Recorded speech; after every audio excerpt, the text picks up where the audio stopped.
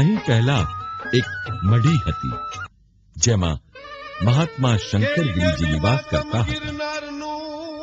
મહાકાલી માએ તેમને સ્વપ્નમાં દર્શન દઈને કહ્યું કે આ સ્થળે મારી પ્રતિષ્ઠા થાય.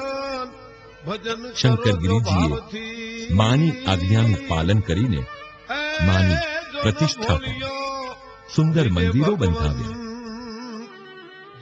આ મંદિરમાં મહાકાળી દેવીમાં અતિ પ્રભાવશાળી અને ચમત્કારી છે, જેની પૂજા કરવાથી સર્વ વિઘ્નો દૂર થાય છે એવી માન્યતા છે.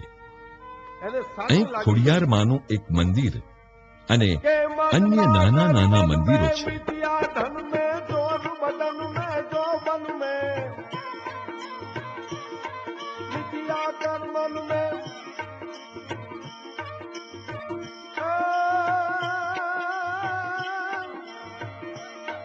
मत ना कर मन में मिथिया धन में जोर बदन में जो मन में